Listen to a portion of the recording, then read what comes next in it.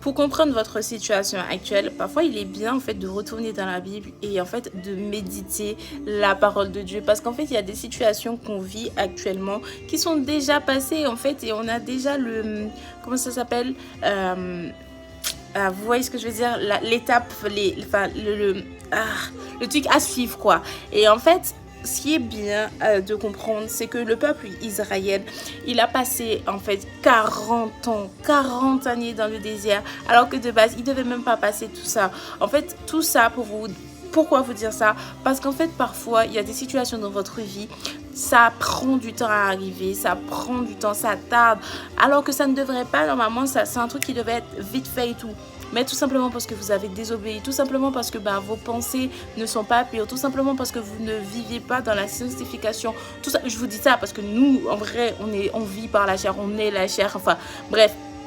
On doit apprendre à vivre par l'esprit, mais je veux dire, on est chair et sang. C'est normal que parfois ça peut prendre le dessus, mais en fait, vraiment, on doit demander tout le temps à Dieu que l'on puisse vivre par l'esprit et ne pas prendre ça pour acquis que ouais, on vit par l'esprit. Non, en fait, vraiment tout le temps, on doit faire cette prière-là et dire merci Seigneur parce que tu me permets de vivre par l'esprit et tout. Parce que vraiment, on doit vivre dans la sanctification parce que vraiment, à cause de parfois de nos péchés, il y a des bénédictions qui prennent du temps à arriver. Alors que vraiment, ça devait être là, tac, tac, tac.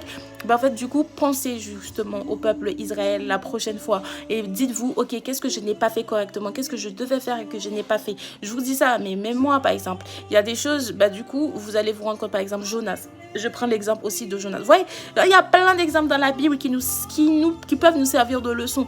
Il y a aussi l'exemple de Jonas. Jonas, de base, il devait juste aller à Ninive et regardez toutes les péripéties qu'il a vécues parce qu'il a décidé de désobéir à Dieu et du coup, il a vécu tout ça. Mais si de base, il était juste allé à Ninive, ce serait une ligne droite. Mais en fait, dans la vie, il n'y a pas de ligne droite. Et ce n'est pas parce qu'aujourd'hui, vous avez demandé quelque chose à Dieu et que du coup, vous avez désobéi, que vous ne l'avez pas, que vous ne l'aurez plus. Mais forcément, en fait, vous allez vous repentir et Dieu vous redonnera. Dieu a donné, Dieu redonnera. Et en fait, c'est sûr que Dieu sait qu'il nous a donné le libre arbitre et les choix sont pas vraiment les plus fameux. On sait pas faire des choix. Vraiment, moi, je sais que j'ai déjà dit à Dieu ça. Je ne sais pas faire de choix. Ne me permets pas de faire de choix. Juste donne-moi directement telle chose, telle chose. Et peu importe dans ma vie. Et dites-vous, j'ai toujours vécu comme ça. Et même, genre, quand il fallait choisir la faculté dans laquelle je devais y aller, aucune faculté ne m'a répondu à part la faculté où j'ai fait mes études.